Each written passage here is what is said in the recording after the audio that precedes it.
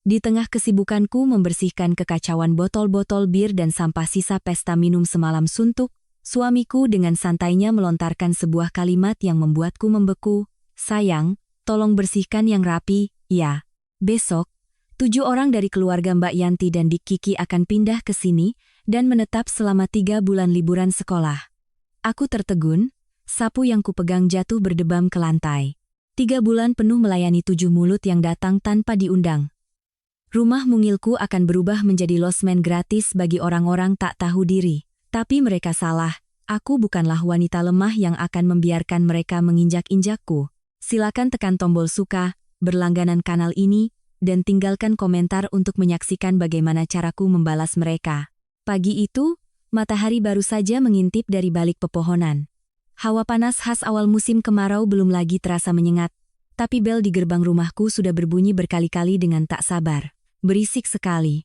Aku baru saja selesai mencuci tumpukan piring sisa pesta suamiku semalam. Tangan bahkan belum sempat kukeringkan, aku sudah harus tergopoh-gopoh berlari membukakan gerbang. Begitu kubuka pintu besi itu, pemandangan kacau balau yang terpampang di mataku membuatku seolah sedang berada di terminal bus, bukan di depan rumah sendiri. Mbak Yanti, kakak perempuan suamiku, menenteng beberapa tas super besar di kedua tangannya. Di belakangnya, 2 anaknya yang masih kecil saling berlomba berteriak. Di sebelahnya ada keluarga Dik Kiki, adik laki-laki suamiku, bersama istrinya yang bernama Lina dan 2 anak mereka, juga dengan koper-koper yang menumpuk.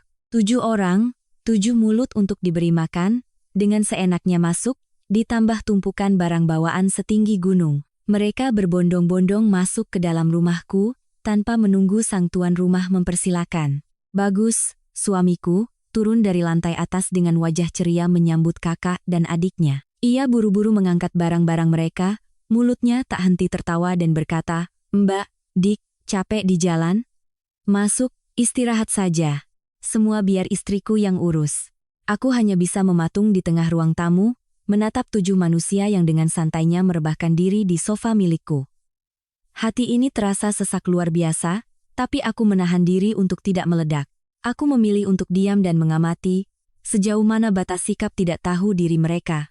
Tepat setelah selesai menenggak segelas air dingin, Mbak Yanti langsung berdiri dan mengedarkan pandangan, menginspeksi setiap sudut rumah 3 lantai yang aku dan suamiku bangun dengan susah payah, hasil menabung dan cicilan KPR selama 10 tahun. Ia berjalan lurus ke lantai 2, mendorong pintu dan masuk ke kamar tidur putraku yang paling luas dan sejuk. Ia mengangguk-angguk, tampak puas. Kamar ini adem, luas, ada balkonnya lagi. Aku dan anak-anak tidur di sini saja biar nyaman. Bima kan masih kecil, tidur di mana saja juga bisa. Mendengar itu, darahku langsung mendidih. Aku bergegas menghampirinya. "Mbak, ini kamar Bima. Barang-barang dan buku-buku sekolahnya semua ada di sini. Apa Mbak dan anak-anak tidak sebaiknya di kamar tamu di lantai 1 saja?" Mbak Yanti seketika melotot ke arahku. Nada bicaranya yang ketus mulai keluar. "Astaga, kamu ini jadi istri adikku perhitungan sekali. Aku ini kakak tertua di keluarga, jauh-jauh datang dari kampung untuk menjenguk. Tega sekali kamu menyuruhku tidur di kamar lantai 1 yang sempit dan pengap itu?" Bima baru 10 tahun, gelar kasur di ruang tamu atau tidur sama orang tuanya juga tidak akan kenapa-kenapa.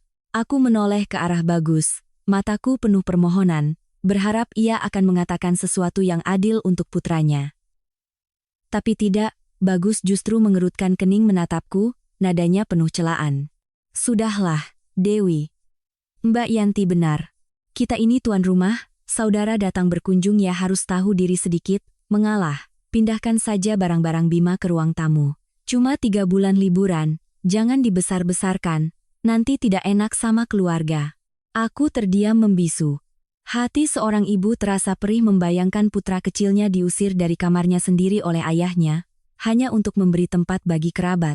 Lina, adik iparku, yang berdiri di samping, ikut menimpali dengan cepat.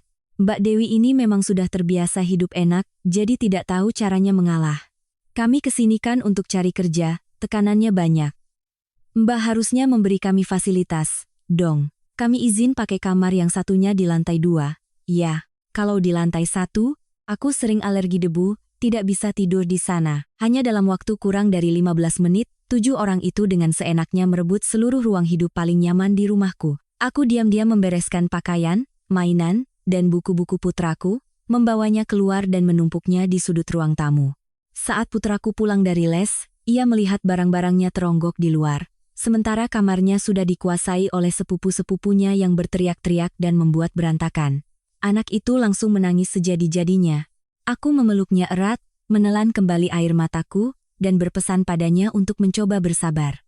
Aku tahu, jika aku membuat keributan saat ini, aku akan dicap sebagai menantu yang picik dan jahat di mata keluarga suami. Aku memilih diam. Keheningan yang menakutkan dari seorang wanita yang sedang mengumpulkan setiap bukti untuk mempersiapkan serangan balasan. Mulai hari itu, rumahku berubah menjadi neraka dunia. 7 manusia dari kampung itu tidak ada satu pun yang punya kesadaran menjaga kebersihan bersama, juga tidak ada yang berniat menyingsingkan lengan baju untuk membantuku mengerjakan pekerjaan rumah. Setiap pagi, aku harus bangun pukul 5 subuh, bergegas ke pasar, membeli bertumpuk-tumpuk bahan makanan, untuk melayani 11 mulut di rumah. Aku memasak dengan keringat bercucuran di dapur, yang sempit untuk melayani 11 orang. Sementara itu, Mbak Yanti dan Lina baru bangun dengan malasnya sekitar pukul 8 atau 9 pagi. Saat makanan terhidang, mereka bukan hanya tidak berterima kasih, tapi juga terus-menerus mencela. Mbak Yanti mengambil sepotong ayam goreng, lalu mengerutkan hidung. Ayam di kota kok hambar begini, ya? Kalah jauh sama ayam kampung. Terus, kenapa sayur asemnya tidak ada rasanya begini? Kalian di sini makannya irit sekali, ya? Lina, sambil asyik dengan ponselnya, mencibir. Mbak Dewi masaknya begini, mana bisa Mas Kiki makan? Dia itu terbiasa makan yang bumbunya kuat. Bagus, yang duduk di kepala meja, bukan hanya tidak membela istrinya, tapi malah ikut-ikutan demi pamer di depan saudara-saudaranya. Besok kalau ke pasar beli yang enak sedikit, lah, cumi, udang, atau ikan bakar, begitu. Jarang-jarang keluarga kumpul ramai, jangan terlalu perhitungan. Nanti orang bilang si Bagus ini membiarkan kakak dan adiknya kelaparan. Aku menunduk, menghabiskan sisa nasi dengan kuah sayur yang terasa pahit. Gaji bulananku sudah ludes hanya dalam 4 hari untuk membiayai makan 9 orang tambahan. Tapi suamiku masih ingin pamer, berbuat baik dengan keringat dan air mata istrinya. Tapi itu belum yang terburuk. Sikap tak tahu diri mereka juga terlihat dari kebiasaan makan dan minum-minum hingga larut malam. Bagus menganggap kedatangan saudara-saudaranya adalah kesempatan untuk menunjukkan keramahan dan kemurahan hati seorang pria sukses. Setiap 2 hari sekali, ia mengajak Kiki dan beberapa temannya untuk pesta minum di rumah. Mereka menggelar tikar di tengah ruang tamu, menyajikan berbagai macam hidangan dari sate, ikan bakar, hingga kerat-kerat bir bintang. Pesta dimulai pukul 7 malam dan berlanjut hingga pukul 2 dini hari. Suara botol beradu, teriakan cheers, yang memekakan telinga, dan tawa terbahak-bahak menggema di seluruh rumah, membuat putraku tidak bisa tidur. Anak itu terpaksa meringkuk di sofa sempit di sudut ruangan, memeluk bantal untuk menutupi kedua telinganya. Sementara aku, setelah seharian bekerja keras di kantor, pulang ke rumah dan berubah menjadi pembantu tanpa bayaran. Dewi, ambilkan lagi kacang goreng. Dewi, tolong panaskan lagi ikan bakarnya untuk Kiki, sudah dingin begini tidak enak. Sayang, es batunya habis. Cepat beli di warung depan. Perintah dari Bagus terus terdengar. Aku mengertakkan gigi menahan sabar, mondar-mandir melayani mereka seperti mesin. Mbak Yanti dan Lina sama sekali tidak pernah turun ke dapur untuk sekadar membantu mengambil mangkuk atau sepasang sumpit. Dua wanita itu, setelah kenyang makan, langsung membawa anak-anak mereka ke lantai atas, mengunci diri di kamar sambil menonton TV, membiarkanku berjuang sendirian dengan kekacauan di bawah. Suatu malam, jam sudah menunjukkan pukul 3 pagi saat pesta akhirnya usai. Kiki mabuk berat dan muntah-muntah di depan pintu kamar mandi. Bagus berjalan sempoyongan ke kamar dan langsung mendengkur begitu merebahkan diri, meninggalkanku sendirian di tengah ruang tamu, menatap piring kotor yang menumpuk, botol bir berserakan, dan bau asam dari muntahan adik iparku. Air mataku tanpa sadar mengalir, membasahi pipi yang pucat karena kurang tidur. Aku menyingsingkan lengan baju, mengambil sapu dan kain pel, lalu dengan susah payah membersihkan semuanya sedikit demi sedikit. Sambil bekerja, aku menatap putraku yang tidur meringkuk di sofa, sesekali terkejut karena dengkuran orang dewasa atau suara nyamuk. Hatiku terasa seperti diremas. Kesabaranku sudah mencapai batas akhir. Aku sadar, pengorbanan dan kesabaranku dianggap sebagai kewajiban mutlak oleh mereka. Di rumah ini, aku hanyalah mesin pelayan gratis, tidak lebih.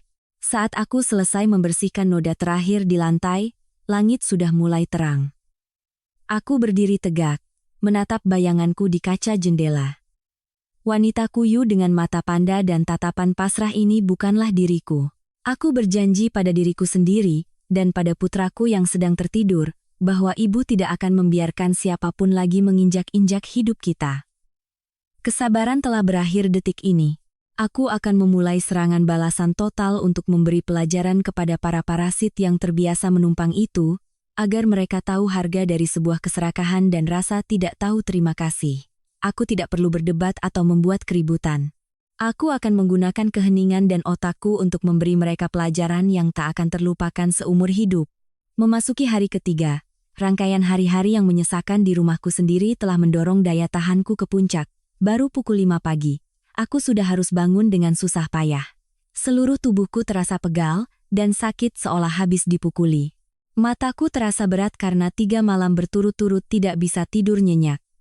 Saat menuruni tangga menuju ruang tamu, aku nyaris terjatuh karena menginjak botol bir yang tergeletak di anak tangga. Pemandangan di hadapanku saat itu tak ubahnya seperti tempat pembuangan sampah umum, bau bir basi, dan sisa makanan yang menyengat menusuk hidung, membuatku mual. Di sofa kecil di sudut ruangan, Bima, putraku, sedang tidur meringkuk, tangannya masih memeluk bantal menutupi kedua telinga. Melihat anakku tidur dengan kening basah oleh keringat karena kepanasan, hati seorang ibu sepertiku terasa teriris. Anakku yang penurut dan baik hati tidak pantas mengalami kehidupan seburuk ini. Aku mendekat, mengelus rambutnya, dan menggigit bibir agar air mata tidak tumpah. Aku berjanji pada diri sendiri, kesabaranku sudah cukup sampai di sini. Pukul 8 pagi. Saat aku baru saja selesai membersihkan kekacauan di ruang tamu dan sedang sibuk memasak bubur ayam di dapur, Mbak Yanti turun dari tangga dengan sandal jepitnya. Ia berjalan sambil menguap, meregangkan tubuh, lalu dengan nada ketus berkata, "Dewi, pagi ini masak apa? Cuaca panas begini mana enak makan bubur. Coba kamu keluar belikan bakso soto Betawi di ujung jalan sana. Jangan lupa bilang sama penjualnya minta dagingnya yang banyak, ya? Oh, sekalian belikan anak-anak Mbak es boba gula aren." Mendengar perintahnya seolah aku ini pembantunya, aku hanya tersenyum tipis, tanganku tetap mengaduk bubur. Aku menjawab dengan nada tenang, "Maaf, Mbak, uang belanja bulanan sudah habis untuk pesta minum-minum suami saya dan Dik Kiki. Pagi ini, kita makan bubur ayam saja, ya. Sudah saya masak sampai lembut, kok." Mbak Yanti langsung melotot dan mencibir. "Astaga, cuma uang segitu saja kamu ungkit-ungkit. Bagus itu kerjanya gajinya belasan, puluhan juta. Kamu sembunyikan di mana uangnya sampai bilang habis, dasar perempuan pelit." Baru saja Mbak Yanti selesai bicara, adik iparku Lina juga turun dari lantai atas. Begitu melihatku, Lina langsung mengeluh, "Mbak Dewi, wifi di rumah ini kenapa, ya? Dari semalam, saya mau unduh film muter-muter terus. Tolong telepon providernya, suruh upgrade paketnya. Zaman sekarang internet lemot begini siapa yang tahan? Sekalian, tolong belikan kipas angin uap untuk di atas, dong. Kamarnya panas sekali, semalam Mas Kiki tidak bisa tidur." Ibu mertuaku, Ibu Tuti, saat itu keluar dari kamar mandi. Melihat kedua putrinya dan menantu bungsunya mengeluh, ia bukan hanya tidak melerai, tapi malah ikut menyalahkanku. "Bagus itu kerja keras cari uang untuk rumah ini. Kamu di rumah harusnya bisa mengurus semuanya dengan baik. Kakak dan adik iparmu datang dari kampung cuma sebentar, kenapa perhitungan sekali? Nanti dinilai orang keluarga ini tidak punya aturan." Bagus, yang saat itu sedang memakai kemeja sambil menenteng tas kerjanya, turun dan mendengar ucapan ibunya, ia mengangguk-angguk setuju. "Ibu benar, kamu di rumah urus makan minum untuk Mbak dan adik-adik dengan baik. Jangan sampai aku malu." Aku berdiri di tengah dapur, menatap satu persatu dari ibu mertua, suami, kakak ipar, hingga adik ipar. Mereka semua menganggap pengorbananku sebagai hal yang wajar, pelayananku sebagai kewajiban mutlak. Darahku mendidih, tapi aku tetap memilih diam. Keheninganku kali ini bukan karena pasrah, melainkan keheningan danau yang tenang sebelum badai datang. Aku menyajikan sarapan, lalu naik ke atas untuk berganti pakaian kerja. Sambil berganti, aku menelepon atasan untuk meminta cuti selama seminggu. Setelah itu, aku menelepon Bagus, memberitahunya singkat bahwa ada urusan mendesak di kampung, aku harus segera membawa Bima pulang. Aku membangunkan putraku, membantunya berganti pakaian. Anak itu mengucek matanya yang masih mengantuk dan bertanya kita mau kemana. Aku memeluknya dan berbisik, hari ini kita ke rumah nenek, nak.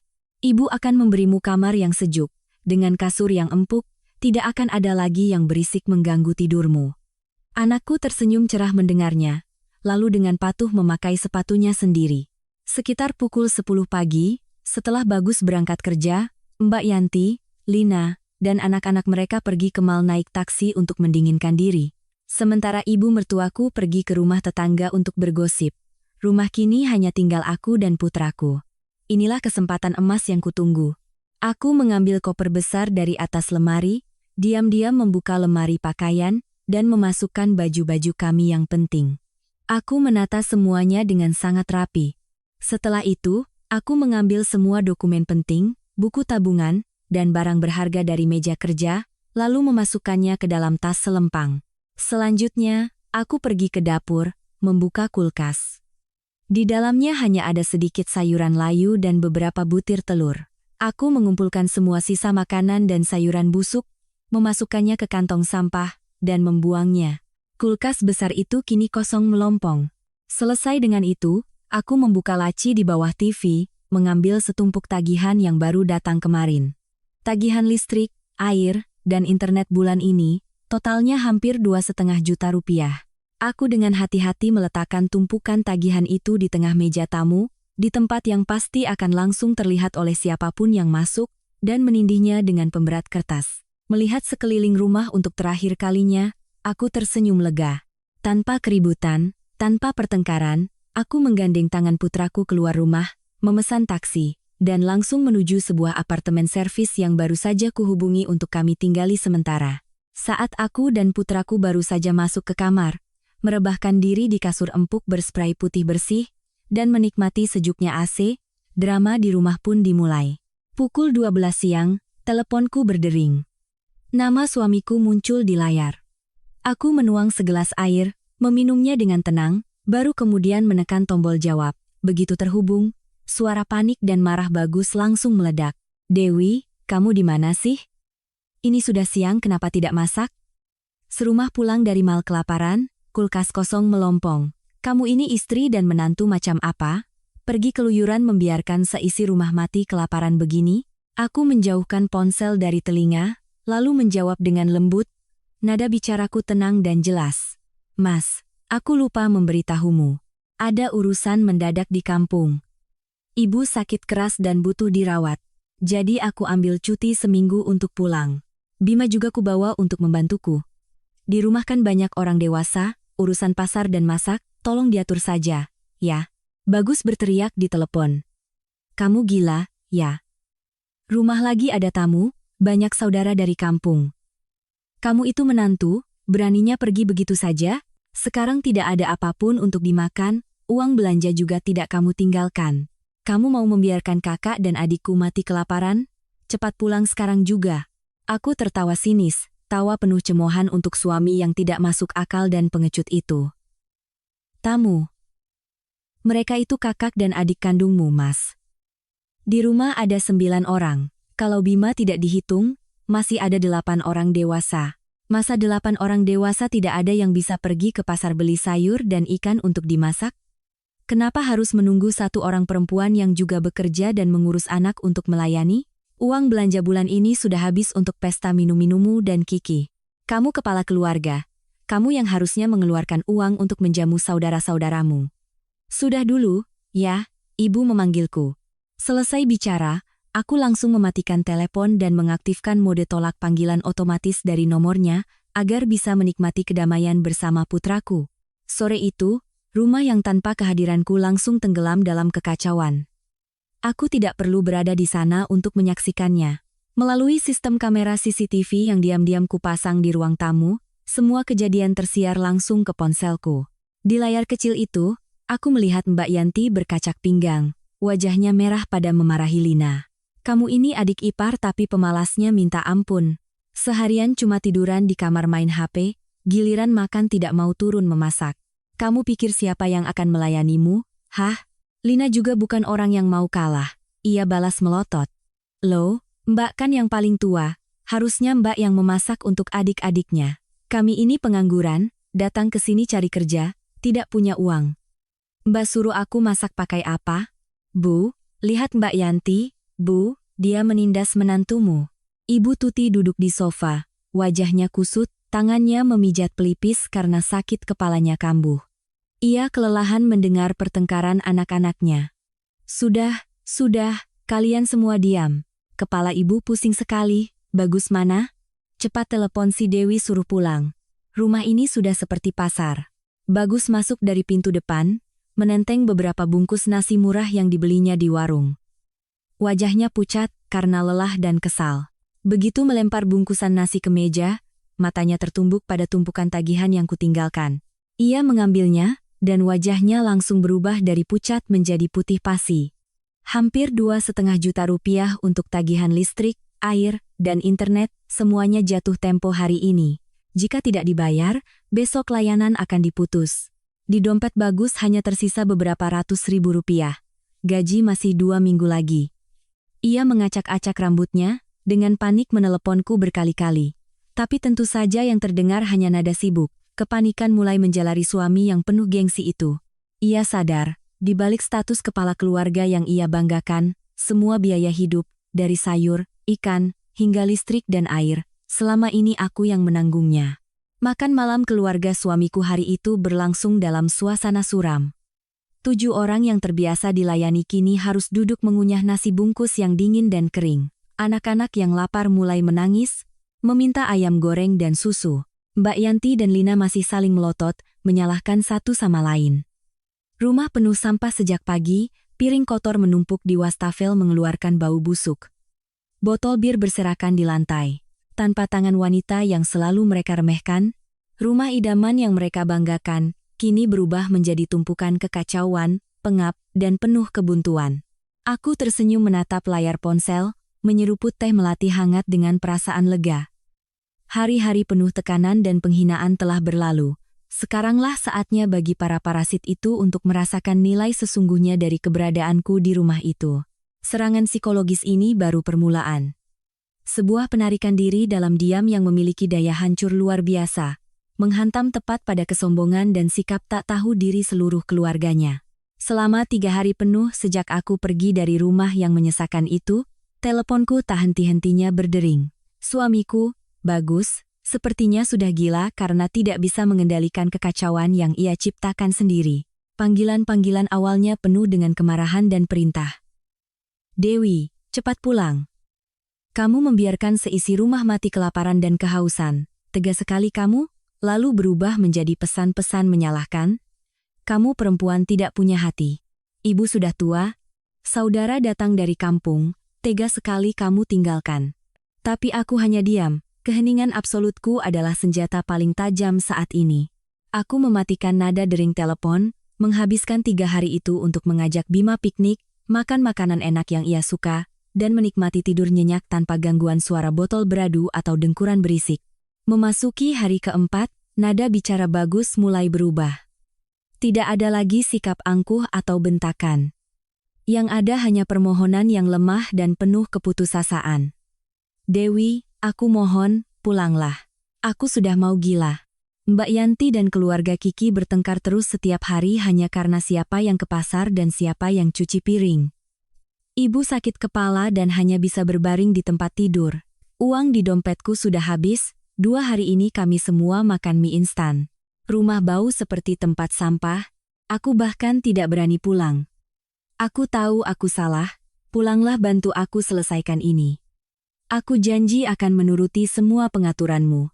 Mendengar permohonan yang menyedihkan itu, bibirku menyunggingkan senyum dingin. Begitulah laki-laki. Saat ada yang menanggung semua beban mereka akan bersikap hebat dan murah hati pada semua orang. Baru setelah merasakan sendiri penderitaannya, Mereka tahu di mana batas kemampuan mereka. Aku menjawab dengan nada tenang, "Baik, sore ini aku akan pulang." Tapi aku katakan di awal, aku pulang bukan untuk membersihkan sampah saudara-saudaramu. Aku pulang untuk menetapkan kembali aturan di rumah ini. Jika kamu tidak setuju, aku dan Bima akan tetap di luar. Bagus girang bukan main, ia langsung setuju berkali-kali. Pukul 5 sore di hari kelima, aku menggandeng tangan Bima masuk ke rumah. Pemandangan di dalam lebih buruk dari yang kulihat di kamera. Bau asam dari sisa makanan basi bercampur dengan bau apek langsung menusuk hidung. Di lantai, kantong plastik, bungkus mie instan, dan kaleng minuman berserakan. Sofa krem yang selalu kujaga kini penuh noda coklat kehitaman. Di dapur, piring kotor menumpuk setinggi gunung, dikerubungi lalat. Melihatku masuk, 7 orang yang sedang tergeletak di ruang tamu sontak bangkit. Ibu mertuaku, Ibu Tuti, dengan wajah kuyu dan rambut acak-acakan, buru-buru mengeluh, "Ya ampun, menantu kesayangan ibu sudah pulang. Kamu kemana saja, Nak, sampai rumah jadi begini?" "Sudahlah, cepat bereskan semua ini, lalu ke pasar beli daging, masak yang enak untuk kita semua. Ibu sudah 3 hari makan mie instan sampai perut perih." Mbak Yanti yang duduk di sebelahnya juga ikut menimpali dengan angkuh. "Nah, lihat. Jadi menantu kok berani-beraninya kabur dari rumah. Aku ini tamu, tapi beberapa hari ini harus repot-repot menyeduh mie untuk semua orang. Cepat cuci tumpukan piring itu, baunya sudah tidak tahan lagi." Lina hanya mencibir, "Mbak Dewi jalan-jalan sudah puas baru pulang. Tadinya kalau malam ini tidak ada nasi, kami mau pulang kampung saja." Aku berdiri di tengah ruangan, tatapanku tajam menyapu setiap wajah. Aku tidak buru-buru meletakkan tasku atau menyingsingkan lengan baju seperti yang mereka harapkan. Aku menarik sebuah kursi yang paling bersih, duduk dengan santai, menyilangkan kaki, lalu berkata dengan suara jelas dan tegas, "Semuanya dengarkan baik-baik. Aku pulang bukan untuk menjadi pembantu gratis di rumah ini. Selama 5 hari, 8 orang dewasa di rumah ini, tidak ada yang bisa mencuci piringnya sendiri, tidak ada yang mengeluarkan 1 rupiah pun untuk membeli seikat sayur. Tapi sekarang, begitu melihatku, kalian semua ramai-ramai menyuruhku membersihkan sampah. Kalian pikir aku ini siapa? Pembantu yang kalian sewa untuk melayani kalian?" Ruang tamu seketika hening. Ibu Tuti melotot, tak percaya dengan apa yang didengarnya. Mbak Yanti membuka mulut hendak membantah, tapi aku dengan cepat mengangkat tangan. "Mbak Yanti, jangan bilang lagi Mbak adalah tamu. Tamu itu datang.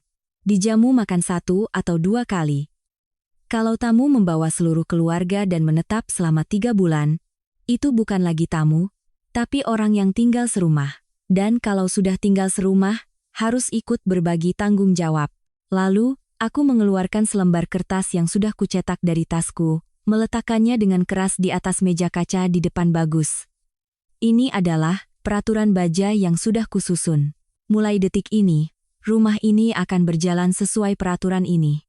Tidak ada pengecualian." Aku menatap lurus ke mata Bagus, memaksanya mengambil kertas itu dan membacakannya dengan suara keras untuk didengar semua orang. Dengan suara gemetar, Bagus membaca setiap baris yang telah kutulis dengan semua kekesalan dan kemarahan yang terpendam. Peraturan pertama, keuangan. Saat ini ada 3 keluarga yang tinggal di sini. Keluarga Mbak Yanti 3 orang, keluarga Dik Kiki 4 orang, dan keluarga kita 3 orang, total 10 orang. Semua biaya hidup, dari listrik, air, internet, beras, bumbu, daging, dan ikan akan dibagi rata menjadi 3 bagian. Setiap keluarga menyumbang 1/3. Saya sudah menghitung, biaya hidup paling dasar untuk 1 keluarga di sini setidaknya 4 juta rupiah sebulan. Diminta Mbak Yanti dan Dik Kiki untuk membayar di muka 4 juta untuk bulan pertama malam ini juga. Tagihan listrik dan air bulan ini sebesar 2,5 juta, dibagi 3, masing-masing sekitar 850.000. Siapa yang tidak membayar, silakan urus makanannya sendiri. Mendengar kata uang, Mbak Yanti langsung melompat. "Kamu gila ya, Dewi? Aku ini kakak kandung Bagus. Aku membawa keponakan-keponakanku ke rumah pamannya untuk berlibur, beraninya kamu menagih uang makan? Kamu masih punya perasaan tidak? Bagus, kamu lihat istrimu kurang ajar begini, kamu diam saja." Lina ikut menimpali, wajahnya penuh kekesalan. "Benar. Kami kesini cari kerja, Uang di kantong tidak cukup untuk bayar kos, mana ada 4 juta untuk bayar kembah?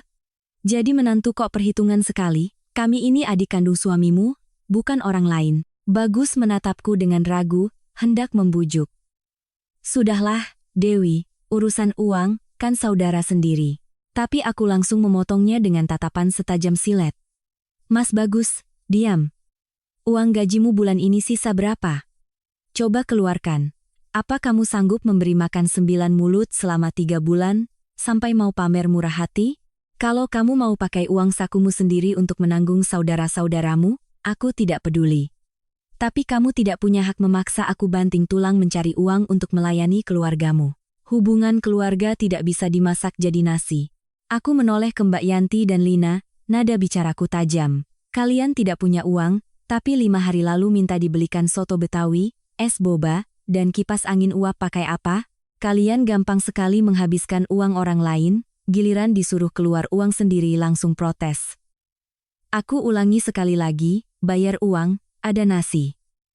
Tidak bayar, urus sendiri. Aku mengetukkan jari ke meja. Peraturan kedua, pekerjaan rumah. Di rumah ini ada 6 orang dewasa. Saya sudah membuat jadwal piket untuk ke-6-nya. Tugasnya termasuk ke pasar, memasak 3 kali sehari, cuci piring, bersih-bersih rumah, dan mencuci jemur pakaian.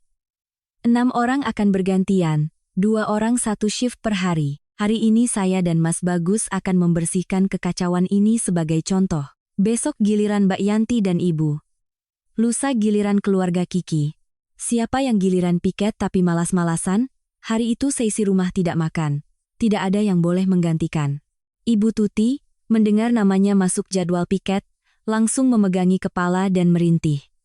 Ya Tuhan, aku ini sudah tua, pinggang sakit, lutut ngilu, masa disuruh menantuku melayani dia. Nasibku malang sekali. Aku menjawab dengan dingin, tanpa kompromi.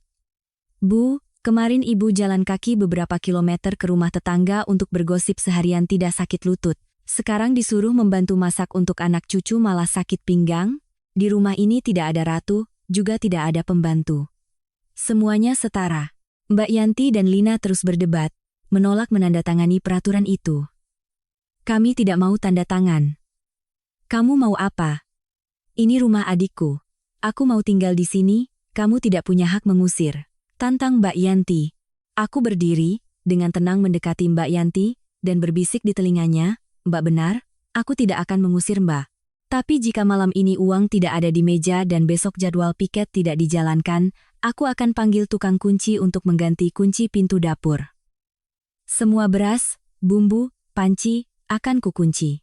Wi-Fi juga akan kupanggil provider untuk memutusnya. Coba saja kalian bertahan di rumah yang tidak ada makanan, minuman, dan internet ini, jangan uji kesabaranku.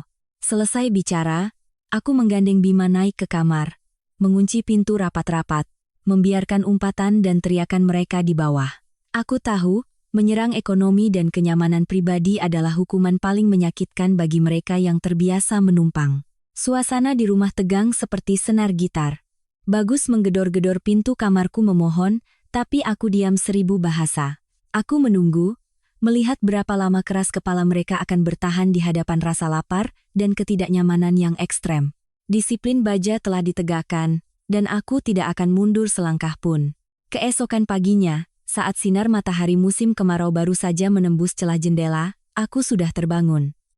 Tidur nyenyak semalam di samping putraku memulihkan seluruh kejernihan pikiranku. Tepat pukul 6 pagi, aku membuka pintu kamar dan turun ke lantai bawah.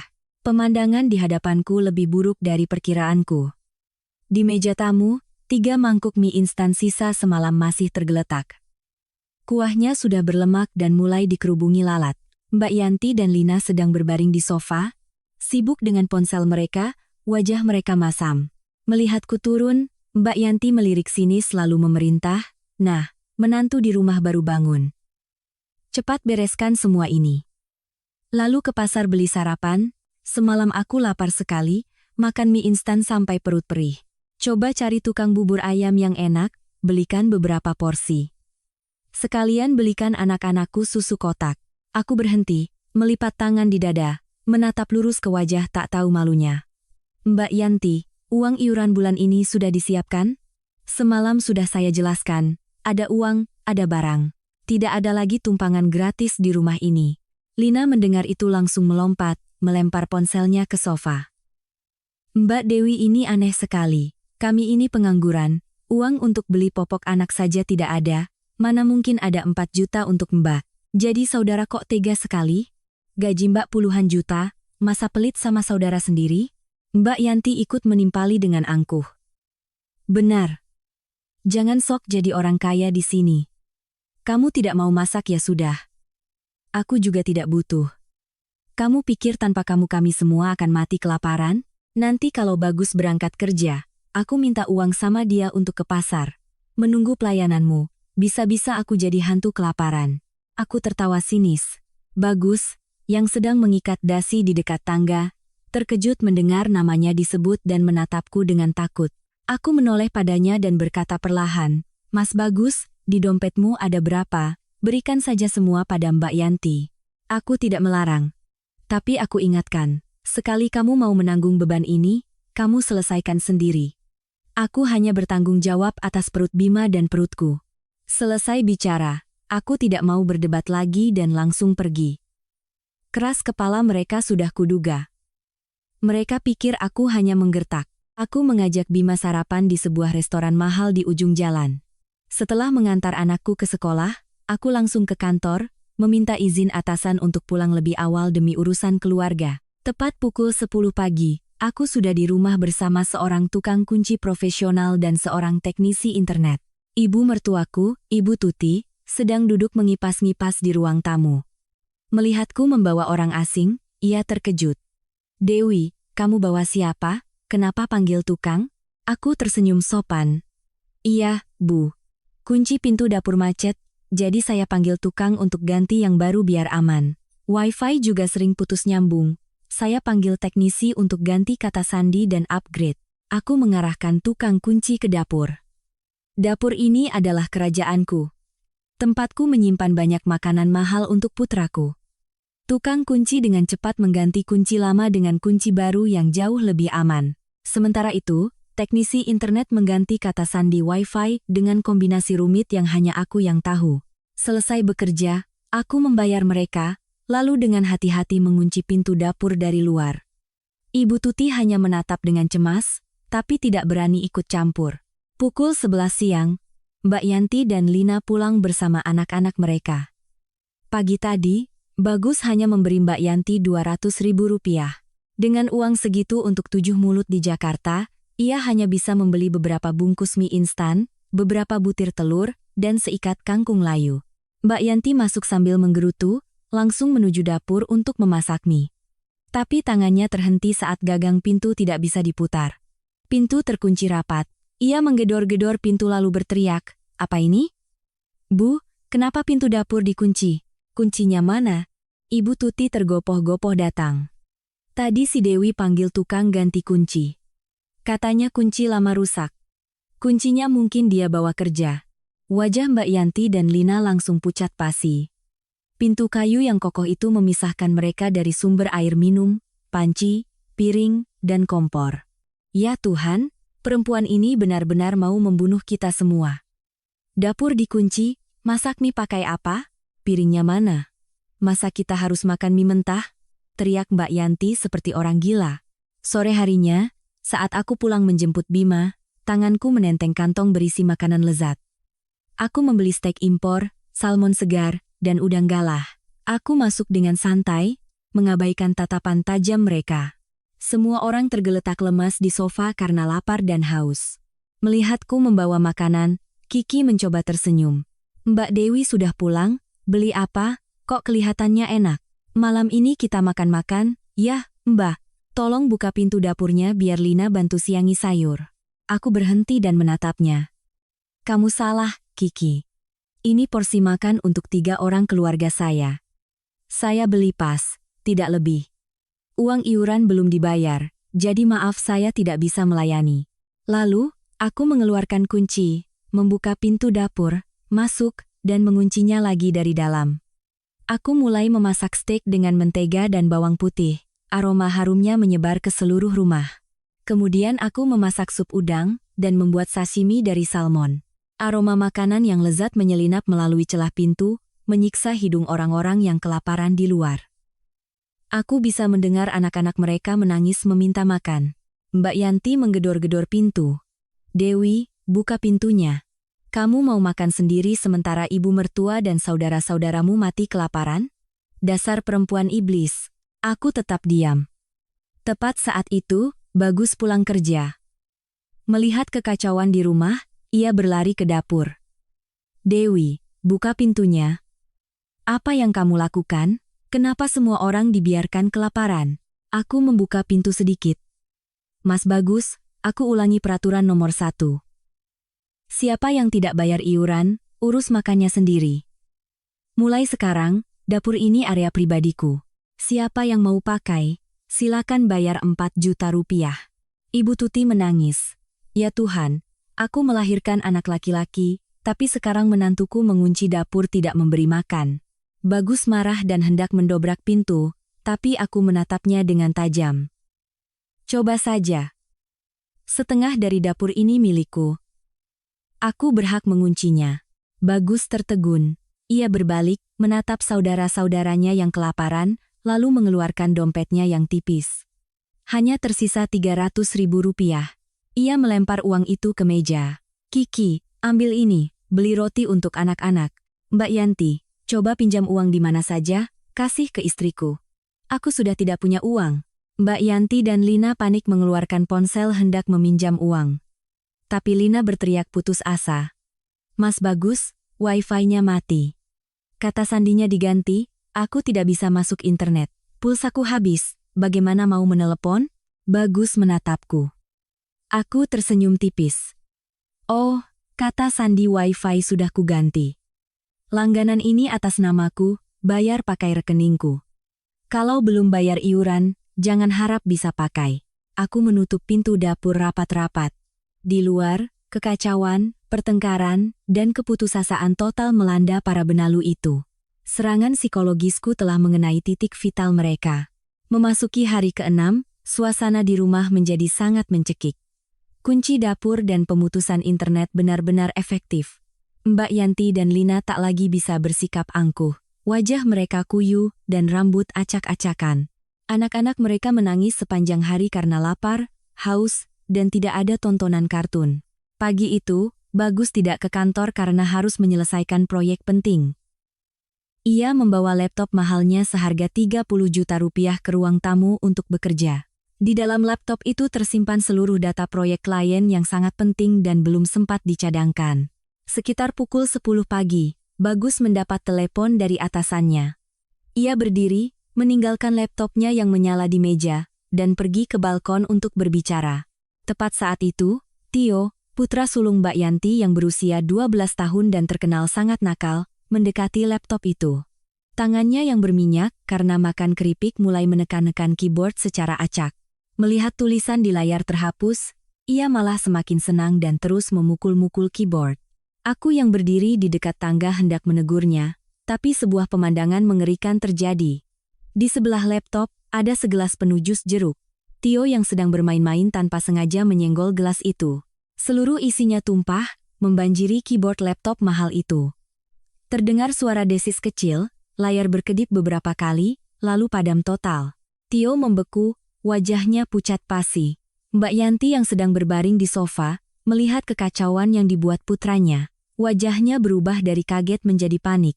Tapi bukannya memarahi anaknya, sebuah pikiran licik muncul di kepalanya.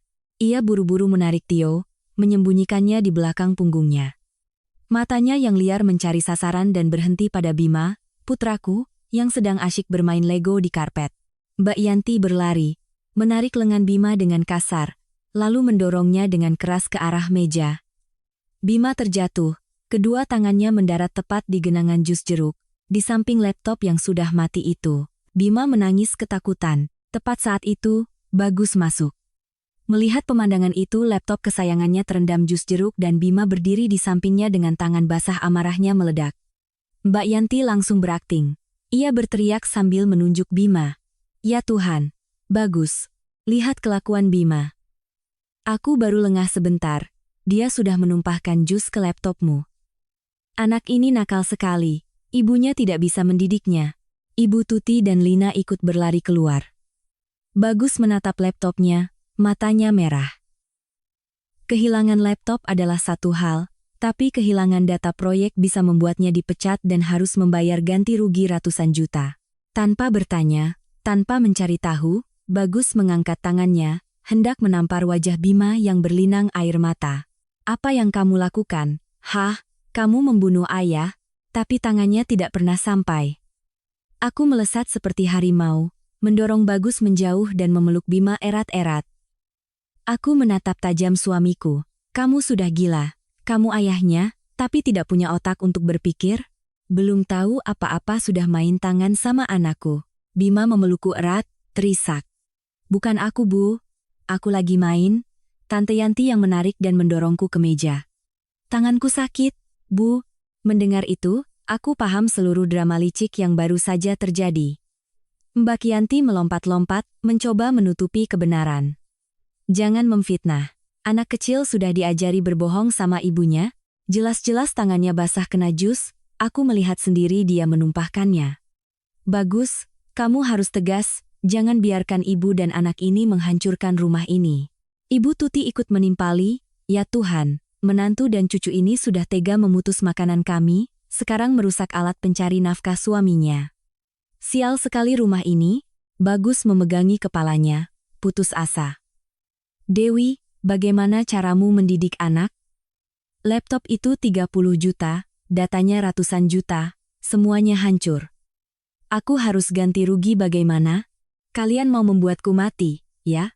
Menghadapi fitnah keji dari Mbak Yanti, dukungan buta dari ibu mertua, dan kepengecutan suamiku sendiri, aku tidak menangis. Aku diam, keheningan yang menakutkan. Mereka pikir aku sudah kalah. Mbak Yanti tersenyum puas. Aku menenangkan Bima, lalu berkata, "Nak, duduk di sini. Orang benar tidak perlu takut, ibu akan membuktikan kamu tidak bersalah." Lalu, dengan tenang aku mengeluarkan ponselku. Dengan beberapa sentuhan, aku menghubungkan ponselku ke layar TV 65 inci di ruang tamu. Seluruh keluarga suamiku menatap bingung. Mereka tidak tahu bahwa aku telah memasang kamera keamanan super kecil yang tersembunyi di balik hiasan bunga di rak TV. Aku menyalakan TV, membuka rekaman video dari penyimpanan cloud, dan memutarnya kembali ke waktu 15 menit yang lalu. Gambar di layar besar itu sangat jernih, memperlihatkan seluruh kebenaran yang kotor.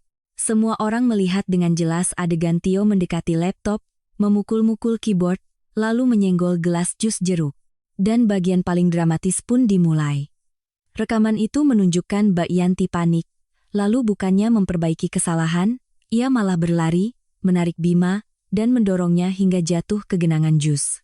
Seluruh tindakan jahat dan rekayasa liciknya terpampang nyata. Tidak ada lagi jalan untuk mengelak. Video berakhir dalam keheningan total. Napas Bagus terdengar berat. Wajah Ibu Tuti pucat pasi. Lina menunduk, dan Mbak Yanti, dari seekor ayam jago yang sombong, kini berubah menjadi ayam sayur yang gemetaran. Aku mematikan TV, lalu melangkah ke hadapan Mbak Yanti. Aku menatap lurus ke matanya yang ketakutan. Mbak Yanti, Mbak adalah kakak kandung suamiku, bibi dari putraku. Tapi apa yang Mbak lakukan tidak pantas disebut manusia. Anak Mbak merusak barang puluhan juta, bukannya mendidik, Mbak malah menjadikan keponakan sendiri sebagai kambing hitam. Kejahatan dan kelicikan Mbak sudah melampaui batas kesabaranku. Aku menoleh ke Bagus, yang berdiri membatu, wajahnya merah karena marah, malu, dan menyesal. Mas Bagus, buka matamu lebar-lebar.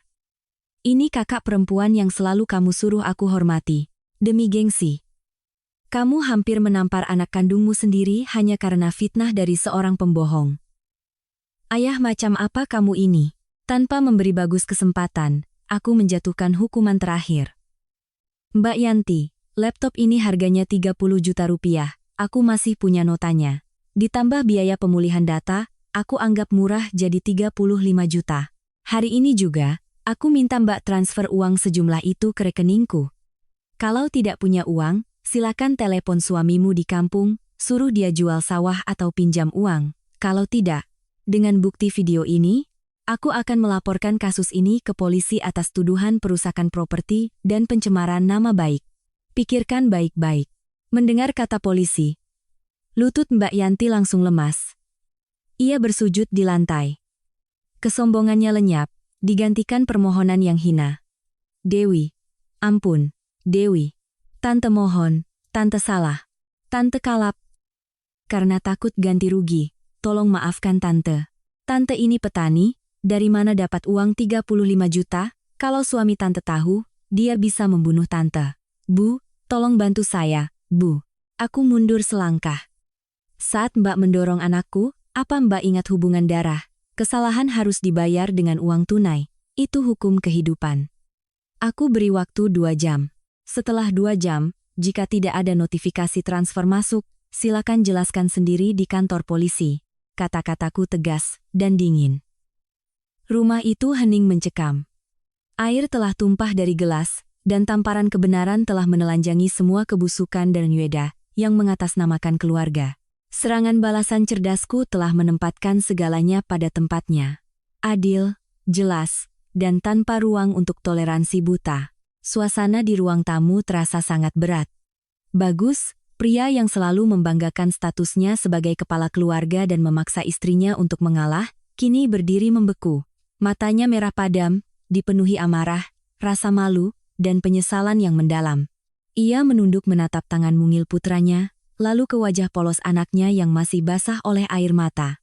Beberapa menit yang lalu, tangannya sendiri hampir mendaratkan tamparan yang kejam dan tidak adil pada darah dagingnya. Tenggorokannya tercekat. Kebenaran yang terpampang di layar TV terlalu brutal, meruntuhkan seluruh gengsi dan kepercayaan buta yang ia miliki pada saudara-saudaranya. Bagus berjalan perlahan ke arah Mbak Yanti, setiap langkah terasa berat. Ia menggeram, Mbak Yanti, dari kecil orang tua kita, sudah tidak ada, Mbak selalu berbagi makanan denganku. Aku tidak pernah lupa. Saat aku sudah mapan, aku tidak pernah perhitungan dengan Mbak. Istriku kerja keras. Tapi aku diam-diam mengambil tabungan kami untuk kukirim ke kampung agar Mbak bisa renovasi rumah. Tapi ini balasan Mbak untuk keluarga kami, Mbak menfitnah keponakan sendiri. Hati Mbak terbuat dari apa? Mbak Yanti bersujud, memeluk kaki Bagus sambil menangis. Bagus, maafkan Mbak. Mbak hilaf. Mbak takut harus ganti rugi, jadi setan merasuki pikiran Mbak. Tolong bilang pada istrimu untuk mencabut tuntutannya. Mbak ini cuma petani miskin, dari mana dapat uang puluhan juta? Bagus menyentakkan kakinya. Tidak ada hilaf yang selicik itu. Kalau hari ini istriku tidak punya rekaman CCTV, anakku sudah kugendongi dan menanggung malu seumur hidup. Sementara istriku harus banting tulang membayar kerusakan yang dibuat anakmu. Mbak boleh miskin harta, tapi jangan miskin nurani. Istriku benar, kesalahan harus dibayar lunas. Aku beri waktu 2 jam. Telepon suamimu, jual tanah, jual emas, aku tidak peduli. 35 juta di atas meja. Baru Mbak dan Tio boleh pergi dengan tenang dari sini. Kalau tidak, aku sendiri yang akan mengantar Mbak ke kantor polisi. Aku tidak bisa lagi mentolerir parasit yang merusak keluargaku. Mendengar kata-kata itu, Mbak Yanti menjerit putus asa dan jatuh terkulai di lantai. Ibu Tuti, yang selama ini selalu membela putri dan putra bungsunya, kini tertunduk di sofa, bahunya bergetar. Ia menangis tanpa suara. Air mata penyesalan seorang ibu yang sadar, telah membesarkan dan memanjakan anak-anak yang salah. Ia mengangkat wajahnya, menatap keluarga Kiki dan Lina yang meringkuk di sudut ruangan. Ibu Tuti berdiri dengan bantuan tongkatnya, menunjuk lurus ke arah mereka. Dan kalian berdua, lihat rumah ini sudah jadi apa. Kalian bilang di kampung susah cari kerja, minta menumpang 3 bulan. Aku kasihan, aku membujuk Bagus, memaksa Dewi untuk menerima kalian. Tapi selama 6 hari ini apa yang kalian lakukan? Pagi tidur sampai siang, makanan disajikan masih mengeluh. Selesai makan saling lempar tanggung jawab. Piring kotor menumpuk sampai bau busuk juga tidak dicuci. Kalian bersantai di kamar ber-AC main game. Sementara menantuku pulang kerja keras masih harus melayani kalian seperti segerombolan orang tak berguna. Lina mencoba membela diri, Bu, kami juga sedang giat mencari kerja. Kok, ini karena Mbak Dewi terlalu perhitungan. Sebelum ia selesai, Ibu Tuti menghentakkan tongkatnya ke lantai. Diam kamu. Jangan salahkan kakak, iparmu lagi. Dewi perhitungan karena dia sudah tidak sanggup lagi. Dulu waktu aku sakit di rumah sakit sebulan, siapa yang merawatku? Dewi. Waktu kalian membangun rumah dan dikejar utang, siapa yang meminjam uang ke sana-sini untuk membantu kalian? Dewi. Tapi saat dia butuh pengertian di rumahnya sendiri, kalian malah berubah menjadi lintah pengisap darah. Keegoisan kalian, kejahatan Yanti, telah membuka mataku. Hubungan darah yang kubanggakan ternyata adalah pisau yang menghancurkan keluarga anakku. Aku malu telah melahirkan anak-anak seperti kalian. Kata-kata pedas dari Ibu Tuti menampar wajah Mbak Yanti dan keluarga Kiki. Pencerahan yang terlambat namun tegas dari ibu mertuaku memberiku sedikit kelegaan. Ruangan kembali hening. Bagus berbalik, berjalan dengan langkah berat ke arahku. Ia terlihat kecil dan penuh rasa bersalah. Ia berdiri di depanku, tidak berani menatap mataku. Lalu, tiba-tiba, Bagus berlutut di hadapanku dan Bima. Sebuah tindakan yang menghancurkan seluruh gengsinya. Dewi, aku minta maaf. Suaranya pecah. Aku suami yang buruk, ayah yang pengecut. Aku membiarkan gengsiku menginjak-injak pengorbananmu. Aku buta oleh hubungan darah dan mengabaikan penderitaanmu.